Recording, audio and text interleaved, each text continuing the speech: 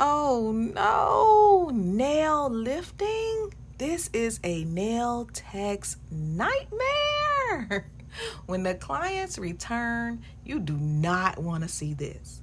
So we have to make sure that these lifting nails do not happen again.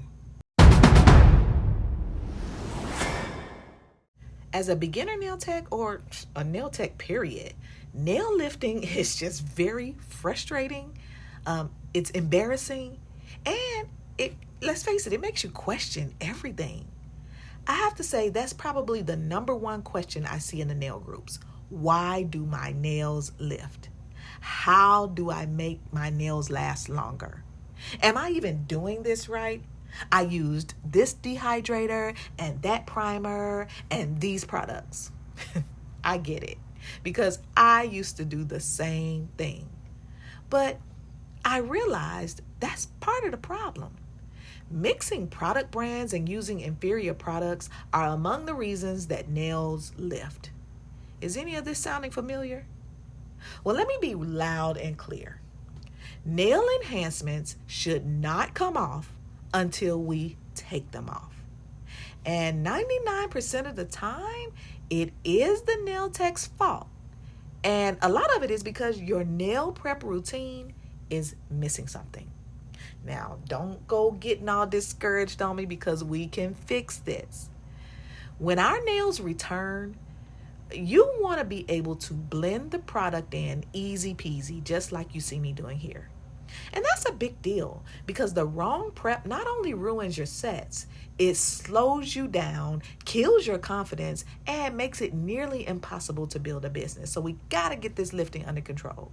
When clients come back with their nails like intact, like you see here, this speeds us up and we can finish these nails in an hour or less.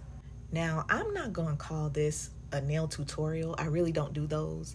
I feel like that confuses you more, because products do matter. Your stuff won't work like my stuff because it's different stuff. And that's just not fair to you. But there are certain techniques that you can pick up just from watching. So I'm going to show you 3 simple steps that changed everything for me. You can actually do the same for you too. Oh, and while I'm thinking about it, there is actually a bonus step that definitely helps, and it's not talked about enough either. So stick around, because that one may just shock you. By the way, I'm Tamara, a nail tech just like you. You're watching me work while we chat. Now, I will say these nails will not end up blinged out and nail arted up with butterflies on them. I don't know anything about all of that.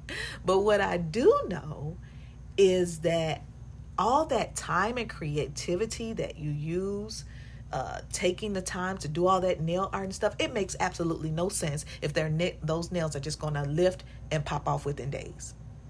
What you see me do is the same old nail game that builds a beautiful, long-lasting nail foundation without plastic tips, product frustration, lifting problems, or damage to the natural nails.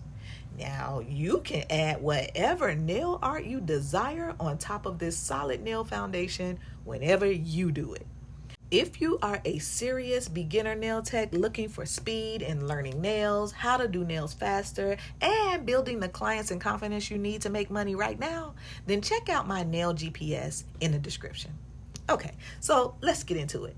The first step that changed everything for me is etching.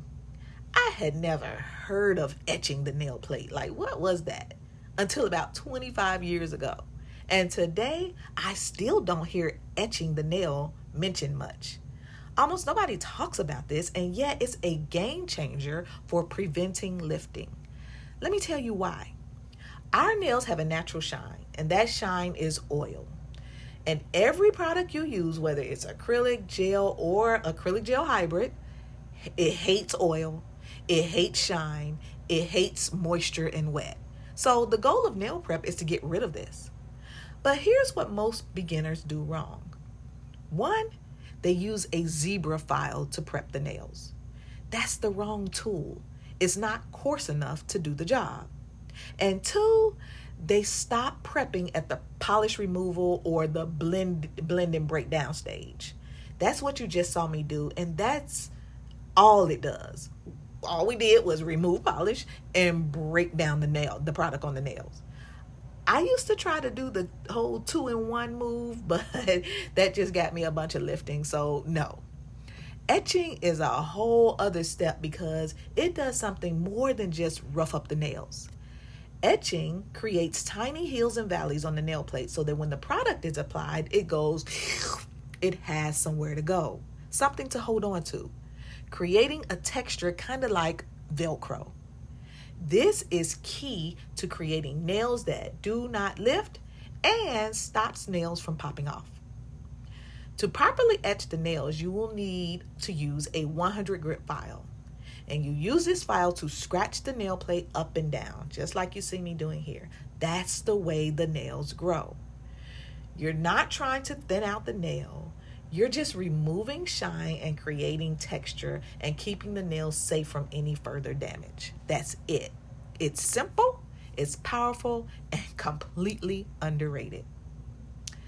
The second step that changed everything for me is cuticle removal. A lot of people totally and unnecessarily overdo this one. It has just gotten way too crazy out there. Or they may just skip it altogether. Removing the cuticle is an essential part of your nail prep routine. Let's clear something up real quick. The cuticle is not the skin you see at the back of the nail. I mean, we've been calling that the cuticle for years. That's what's called the proximal fold. And unless it's dry, flaky, or standing up and waving at you, you leave it alone. You do not cut that. We need that. The actual cuticle is the sticky skin that's stuck to the nail plate. You usually don't see it until you start trying to remove it. But if you apply product over it, it's like, I don't know, building a house on top of peanut butter. Really, Tamara? Like, what sense do that make? But anyway, it's gonna lift off, guaranteed. So first, here's what not to do. Do not use an e-file. An e-file just smooths the nail too much and it removes the scratches that we just made with the etching. And do not use cuticle remover products. These add moisture, which totally defeats the nail prep purpose. We want to keep the nails bone dry. Instead, use what you see me using here, a pterygium stone. It's rough enough to lift the cuticles off the nail, but gentle enough not to undo the prep work that we did. Now, you just use this tool to scoot around the nail plate. It lifts the dead skin up so that you can just push it off. It's easy to disinfect, and I keep a few clean and dry ones on hand so that I can be ready for my next client at all times. Now, let me be clear. This stone is not the same as a pumice stone that you see online. This is a simple, game-changing tool, and I only know of one company that makes and sells it. I added it to my vendor list that's linked in the description. Step 3, or I should say the third step that changed everything for me, is dust. I know you over there saying, wait, what? That matters? Because that's what I said. I used to be a fluffy makeup brush connoisseur queen. I loved all the colors and had them on my desk like I was doing something. They're cute. They soft, feels good on the skin, and it's completely wrong. Those brushes cannot be disinfected. They don't remove all the dust because the hairs are not strong enough. And worst of all, they just spread germs. Yes, nail friend, I learned something as simple as how I remove the dust from the nails can determine whether the product lifts or lasts. So the proper way to remove dust is to use a plastic manicure brush, just like this one. It's not fancy, but it works. Just deliberately brush each nail, the dust away from the cuticle. And that's it. This tiny move can actually help stop nail lifting. Before I was taught to make these and other changes in my nail routine, I blamed everybody and everything for my nails lifting. I blamed the product. I blamed the client. I blamed the weather, okay? But all I had to do was stop unnecessarily complicating nails and get back to some basics. Something that I may never have known if I wasn't mentored by the best. These small changes, they add up fast when you're trying to build nail confidence and grow your business. So now that's my sticky nail foundation. It's laid. You're watching me now apply hybrid gel. And It is during this step that I learned another important technique that will help prevent lifting. This was my secret that I was telling you about earlier. This is the aha. It is where I apply the product. You see, I always thought that I had to place the product so that you don't see any of the natural nail. I think this is what they call flooding the cuticle today. I don't know, it's so many new terms now.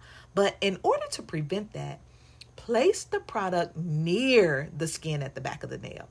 But you will still see natural nail. It's okay. Use your brush to blend it in with the natural nail. And now this creates a little road that is perfected when we file. Isn't that something? That's your bonus. So tell me in the comments, which of these 3 steps or 4 are you skipping or ready to fix? What is your aha moment here? And I guess that would be it. But nail friend, I know it's easy to feel like you're doing everything wrong, but you're not. I want you to keep going. Don't give up. The nail world needs you. Okay? I'll see you at the next nail jam.